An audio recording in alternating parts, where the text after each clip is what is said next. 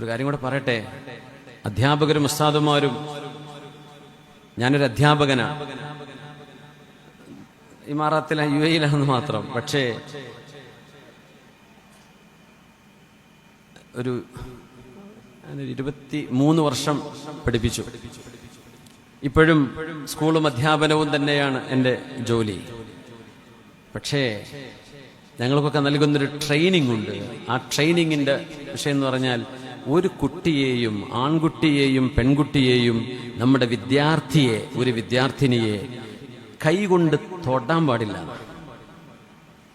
തൊടരുത്.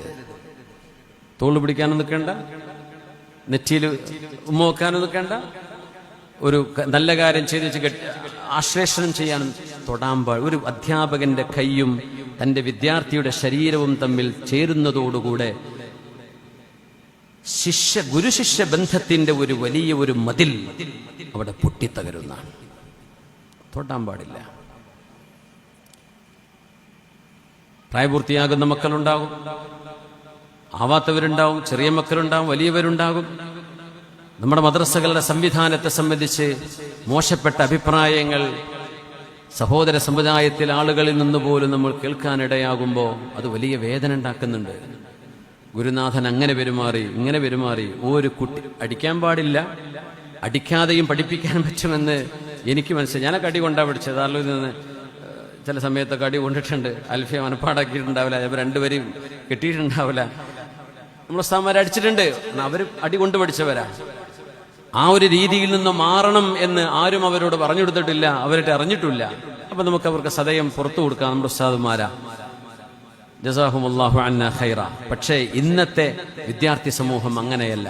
പ്രത്യേകിച്ച് മദ്രസയിലും ഹിഫ്ള് പഠിക്കാനും അറബി കോളേജിലും ദാറുൽ ഹുദ അടക്കമുള്ള സംവിധാനങ്ങളിൽ മക്കൾ പഠിക്കാൻ വരുമ്പോൾ അധ്യാപകരോട് പറയാ, ഈ മക്കൾക്ക് നാട്ടിൽ പോകാൻ 100 കണക്കിന് ഓപ്ഷനുകൾ, ഇംഗ്ലീഷ് മീഡിയവും മലയാളം മീഡിയവും അല്ലാത്തതും പ്രൈവറ്റും പബ്ലിക്കും സ്കൂളുകളും സംവിധാനങ്ങളൊക്കെ ഉണ്ടായിട്ട് ആ വീടും വീട്ടുകാരും കുട്ടിയും ചേർന്ന് ദീൻ പഠിക്കട്ടെ എന്ന് പറഞ്ഞ് ഒരു ദീനീ സ്ഥാപനത്തിലേക്കോ ദർസിലേക്കോ കടന്നു വരുമ്പോ ആ മക്കളുടെ ആ മനസ്സിന്റെ സന്നദ്ധതയെ എത്ര കണ്ട് നമ്മൾ പ്രശംസിക്കണം. ഇന്നത്തെ കാലത്ത് ആ മക്കൾ വെറുപ്പ് പിടിച്ച് നമ്മളിൽ നിന്ന് ഇറങ്ങിപ്പോകുന്ന അവസ്ഥ ഉണ്ടാവരുത്. ആ മക്കളെ കൂടെ നിർത്തുന്ന ഒരു വാപ്പയെ പോലെ കരുതൽ കൊടുക്കാൻ കഴിയുന്നവരാകണം ഇന്നത്തെ അധ്യാപകന്മാർ. ആ മക്കൾ സ്ഥാപനം വിട്ട് വെറുത്തുപോയാൽ, എന്റെ ഉസ്താദിന്റെ അടി കൊണ്ട് പഠിക്കാൻ പറ്റിയില്ല എന്ന് പറഞ്ഞാൽ, കൂടെയുള്ള പഠിക്കുന്ന മുതഅല്ലിമീങ്ങളുടെ ശല്യം കൊണ്ട് എനിക്ക് അവിടെ നിൽക്കാൻ പറ്റില്ല എന്ന് പറഞ്ഞാൽ, ഹിഫ്ള് ഖുർആൻ ഹിഫ്ളാക്കുന്ന മക്കളെ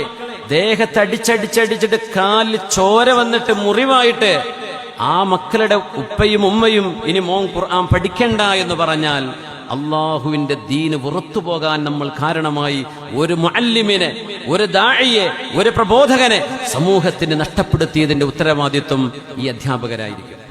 ഇന്ന് അടിക്കാതെ പഠിപ്പിക്കാൻ പറ്റും. ഞാൻ എന്നെക്കാളും വലിയ ഹൈറ്റുള്ള കുട്ടികളെ പഠിപ്പിക്കുന്ന ആളാണ്.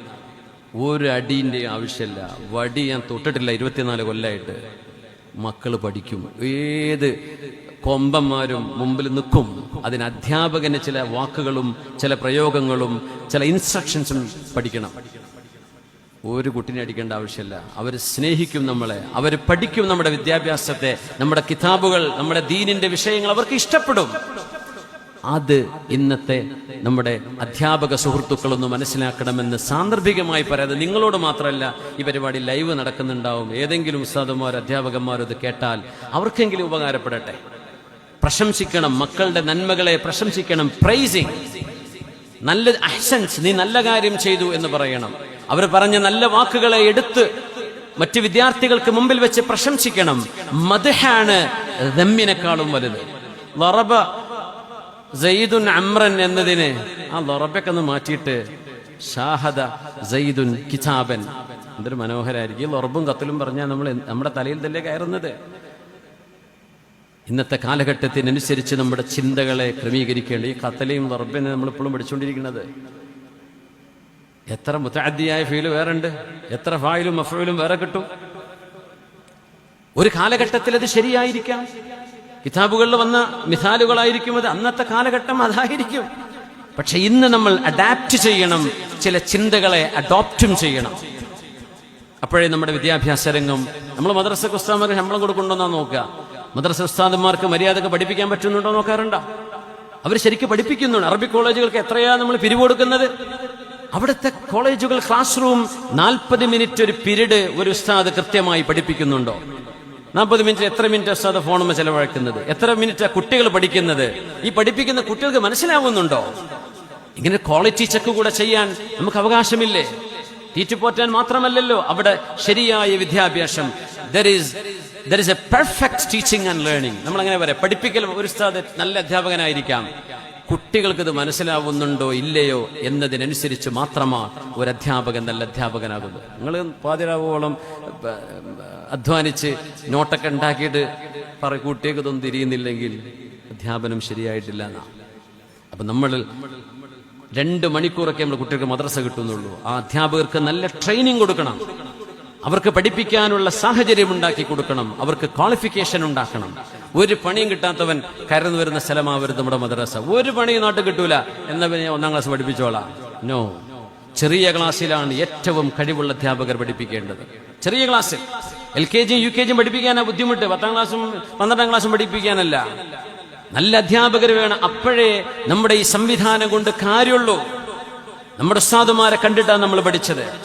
അവർ നൽകിയ കൊച്ചുനാളിൽ മദ്രസയിൽ പഠിപ്പിച്ചു തന്ന ചില കഥകൾ, ചില ചരിത്രങ്ങൾ, ചില ഹദീസുകൾ, അതായിരിക്കും ഒരു പക്ഷേ നമ്മൾ പരീക്ഷയ്ക്ക് ഉത്തരം എഴുതിയ ഉത്തരക്കടലാസിൽ എഴുതി വെച്ച ഉത്തരത്തെക്കാളും നമ്മൾ ഓർക്കുന്നത് നമ്മുടെ ഉസ്താദിന്റെ നരേറ്റീവ്സാണ്. അതുകൊണ്ട് കുട്ടികൾക്ക് ചരിത്രം പറഞ്ഞു കൊടുക്കണം. കുട്ടികൾക്ക് ഹബീബിനോടും ദീനിനോടും അള്ളാഹുവിനോടും ഹിബ്ബ് വരുന്ന വർത്തമാനങ്ങൾ പറഞ്ഞു കൊടുക്കുക. വെറുപ്പിക്കരുത്. ഇസ്ലാം എന്ന് പറഞ്ഞാൽ ഇങ്ങനെയാണെന്ന് തോന്നുന്ന വിധം നമ്മുടെ വിദ്യാഭ്യാസ കേന്ദ്രങ്ങൾ ഒരിക്കലും മാറിപ്പോവരുത്. അള്ളാഹു നമുക്ക് ഈ ഉമ്മത്തിന് ഇസ്സത്ത് നൽകട്ടെ. നമ്മുടെ അധ്യാപകർ ചെയ്യുന്ന വലിയ സേവനമാണ്.